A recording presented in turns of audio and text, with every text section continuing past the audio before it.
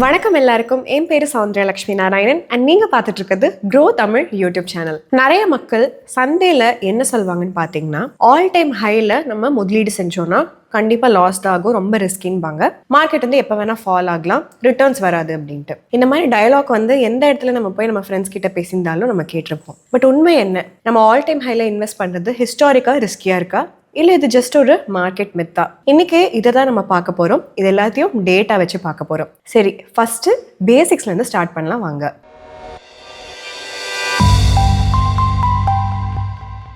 நம்ம complete data பார்த்துருக்கோம் 2000லேருந்து 2025 வரைக்கும். அண்ட் என்ன ரியலைஸ் பண்ணிக்கோன்னா, நீங்கள் வந்து ஆல் டைம் ஹையில் இன்வெஸ்ட் பண்ணியிருந்தீங்க நிஃப்டி 50 டோட்டல் ரிட்டர்ன் இண்டெக்ஸ்லனா உங்களுடைய எக்ஸ்பீரியன்ஸ் வந்து எப்படி இருந்திருக்கும் அப்படின்னு சொல்லிட்டு தான்.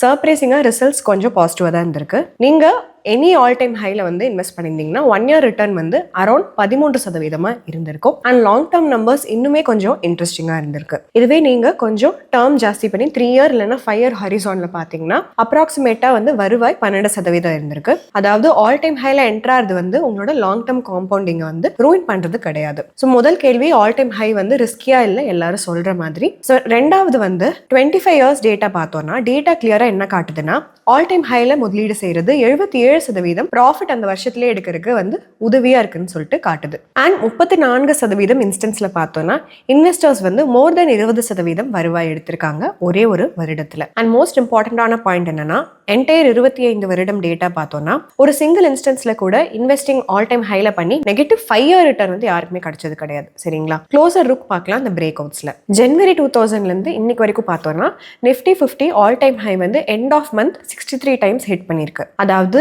இந்த 63 ஆல் டைம் ஹை மந்த்ஸ்க்கு அப்புறம் என்ன நடந்தது அப்படின்னு யோசிச்சு பாருங்க. 40 கேஸ்ல வந்து இண்டெக்ஸ் வந்து நியூ ஹைஸ் பண்ணிருக்கு ஃபாலோயிங் மந்த்ஸ்ல. அதாவது ஆல்மோஸ்ட் 65% கேஸ்ல ஆல் டைம் ஹை இந்தியாவில் வந்துட்டு ஒரு சீலிங்கா ஆக்ட் ஆகல, ரேதர் அந்த மொமெண்டம் வந்து கண்டினியூ ஆகிற ஒரு விதமாக தான் இருந்திருக்கு. இப்போ ஒரு வருட forward returns all time high டேட்ஸ்ல பாத்தீங்கன்னா 58% கேஸ் வந்து ரிட்டர்ன்ஸ் வந்து 12% மேல அண்ட் ரிட்டர்ன்ஸ் அபோவ் 8% 64 சமயத்துக்கு மேல கொடுத்திருக்கு. நேச்சுரல் எக்ஸ்டென்ஷன் இந்த டிஸ்கஷனோட வந்து என்னன்னு பாத்தீங்கன்னா ஸ்ட்ராட்டஜி ஸ்டடி 2023 ஸ்டடி பண்ணாங்க. 4000 ஸ்டாக்ஸ், இதுக்கப்புறம் போர்ட்ஃபோலியோ ரீபேலன்ஸ் பண்ணாங்க மந்த்லி பேசிஸ்ல. சரிங்களா? ஸ்டாக்ஸ் எதெல்லாம் வந்துட்டு 52 வீக் ஹைல வந்து லாங்கா வாங்கியிருக்காங்க, சரிங்களா, அந்த மாதிரி இருக்க ஸ்டாக் அண்ட் அதெல்லாம் ஃபால் ஆயிருக்கோ ஹைல இருந்து அதெல்லாத்தையும் வந்து ஷார்ட் பண்ணியிருக்காங்க. ரிசல்ட் என்னன்னு பாத்தீங்கன்னா, கடந்த 20 வருடமா இந்த ஸ்ட்ராட்டஜி வந்து ரஃபா 20% ஆனுவல் எக்ஸஸ் ரிட்டர்ன் கொடுத்திருக்கு.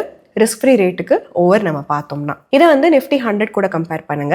இது 8.2% ஆனுவல் கொடுத்திருக்கு எக்ஸஸ் ரிட்டர்னா ரிஸ்க் ஃப்ரீ ரேட் கூட கம்பேர் பண்ணும்போது. பட் வாலட்டிலிட்டி ஹையரா இருந்திருக்கு, ஆல்மோஸ்ட் 30%. ஷார்ட் பே ரேஷியோ 0.67 இருந்திருக்கு. அதாவது என்ன சொல்லுதுன்னு பாத்தீங்கன்னா, நம்ம ஆஃபன் என்ன அசியூம் பண்ணுவோம், ஸ்டாக்ஸ் இதெல்லாம் 52 வீக் ஹைல இருக்கோ அதெல்லாம் ரிஸ்கின்னு அசியூம் பண்ணுவோம். பட் டேட்டா ஒரு புது கதையை சொல்லுது. ஸ்டாக்ஸ் எதெல்லாம் வந்து அதனுடைய ஹைக் பக்கத்தில் ஸ்டே ஆகுதோ அது வந்து மொமெண்டமோ ஸ்ட்ரென்த்தும் காட்டுது அப்படிங்கிறது தான் டேட்டா காட்டுது. அண்ட் ஸ்டாக்ஸ் எதெல்லாம் வந்து ஹைலேருந்து ஃபால் ஆயிருக்கோ அதெல்லாம் வந்து வீக்காக டர்ன் ஆயிருக்கு. இதை வந்து இன்னும் கொஞ்சம் மைக்ரோ லெவலில் நம்ம பார்க்கலாம். ஒரு ஸ்மால் ரிசர்ச் பண்ணோம். நிஃப்டி 100ல 30 ஸ்டாக்ஸ் இதெல்லாம் 25% ப்ளஸ் சிஏஜி ரிட்டர்ன்ஸ் கடந்த 3 வருடமா கொடுத்துருக்குன்னு சொல்லிட்டு பார்த்தோம். ஒரு இன்ட்ரெஸ்டிங் பார்ட் என்னன்னா, நம்ம வெறும் 3 இயர் ரிட்டர்ன்ஸ் மட்டும் பார்க்கல, பட் எவ்வளோ ரிட்டர்ன் வந்து அவங்க ப்ரிசர்வ் பண்ணியிருக்காங்க அவங்களுடைய ஆல் டைம் ஹைல இருந்து டு கரண்ட் பிரைஸ், அதாவது 10th December 2025 வரைக்கும் பார்த்திருக்கோம். பேசிக்கா all time high to current return divided by last 3 years total return பார்த்தோம்னா இந்த ரேஷியோ கால்குலேட் பண்ணிக்கும். 30 பங்குகள்ல 20 பங்குகள் வந்து 2/3, ஓகேங்களா, அதாவது 50% ஆஃப் 3 இயர் கெயின்ஸ் வந்து ஹோல்ட் பண்ணிருக்கு.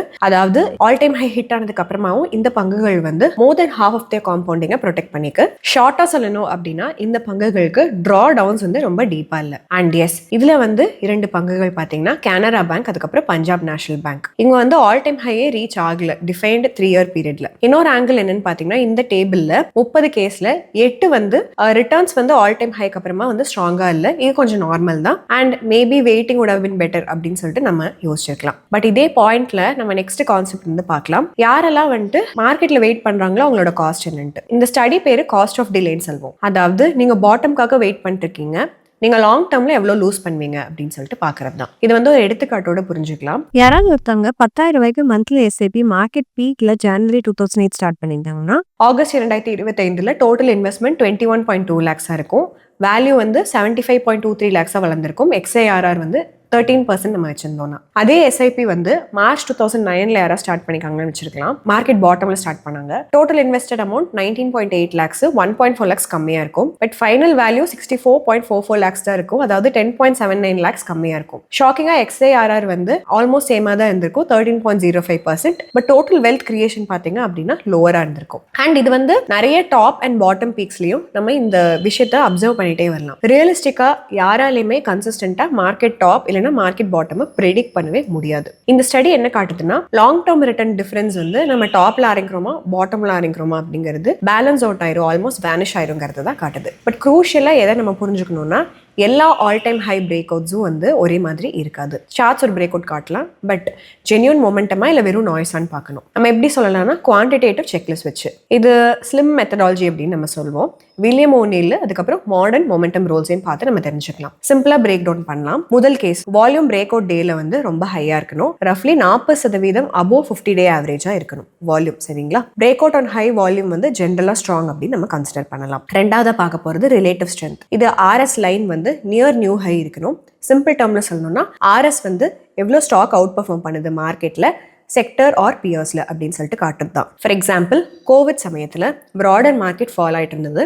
பட் ஃபார்மா துறை வந்து டிஃபென்சிவா ஆக்ட் ஆகி அதனுடைய சார்ட் வந்து ஆல் டைம் ஹைக்கு மூவ் ஆகிட்டே இருந்தது. ஸ்டாக் வந்து வெறும் மேலே போயிட்டே இருக்கக்கூடாது, இது வந்து மார்க்கெட்டையும் பீட் ஆகி மேலே போகணும். ஆர்எஸ் லைன் வந்து near new high against market இருந்துச்சுன்னா சக்ஸஸ்ஃபுல் பிரேக் அவுட்டோட சான்சஸ் வந்து அதிகமாக இன்க்ரீஸ் ஆகுது அப்படின்னு நம்ம பார்க்கலாம். அடுத்தது வந்து ஏர்னிங்ஸ் கேட்டலிஸ்ட். ப்ராஃபிட்ஸ் வந்து 20%க்கும் மேலே வருடம் வளர்ந்துட்டே இருக்கணும். ஏர்னிங்ஸ் வந்து ரியல் ஃபியூவலாக இருக்கு பிரேக் அவுட்டுக்கு. இபிஎஸ் 20%க்கு மேலே இல்லைன்னா பிரேக் அவுட் ரிஸ்க் நிறைய பேர் வந்து புல் ட்ராப்ல விழுந்துருவாங்க. இன்னொரு இம்பார்ட்டன்ட் பாயிண்ட் வந்து over concentration. For example 2007 to 2008ல ரியல் எஸ்டேட் ஹைப் இருந்தது. பிஎஸ்சி ரியல்டி இண்டெக்ஸ் வந்து யூஃபோரிக் லைட்ஸ் ஹிட் பண்ணிச்சு. ரிசல்ட் என்னன்னா கிராஷ்க்கு அப்புறம் இந்த செக்டர் வந்து 10 வருடம் எடுத்தது கன்வின்சிங்கா ரெக்கவர் ஆகிறதுக்கு. இன்னொரு க்ரூஷியல் ஃபேக்டர் என்னன்னா just markets all time high மட்டும் கிடையாது, அதனுடைய வேல்யூவேஷனையும் நம்ம பார்க்கணும். சிம்பிளா சொல்லணும்னா நம்மளோட என்ட்ரி பிஇ வந்து ஹையரா இருக்க ஆவரேஜ் ஃபியூச்சர் ரிட்டர்ன்ஸ் வந்து லோவரா தான் இருக்கும் அப்படிங்கிறது தான். மெசேஜ் ரொம்பவே சிம்பிள்ங்க. ஆல் டைம் ஹை மட்டும் ஜட்ஜ் பண்ணி நம்ம என்ட்ரா கூடாது. ஓவர் ஹைப், எக்ஸ்ட்ரீம் வேல்யூவேஷன் இது எல்லாமே நம்மளோட போர்ட்ஃபோலியோவை டேமேஜ் பண்றதுக்கு நிறைய வாய்ப்புகள் இருக்கு. அண்ட் ஒரு முதலீட்டாளரா ஆல் டைம் ஹைல முதலீடு செய்வது கரெக்டா இல்ல ஹோல்டிங் பவர் தான் ரியல் சூப்பர் பவரான்னு சொல்லிட்டு கமெண்ட் செக்ஷன்ல சொல்லிருங்க. மறக்காம நம்ம சேனலுக்கு சப்ஸ்கிரைப் பண்ணிருங்க. கீழே இருக்கிற பெல் ஐக்கனையும் கிளிக் பண்ணிருங்க. இன்னும் ஒரு அருமையான காணொலியில நம்ம எல்லாரும் சந்திக்கலாம். அது வரைக்கும் நன்றி, வணக்கம்.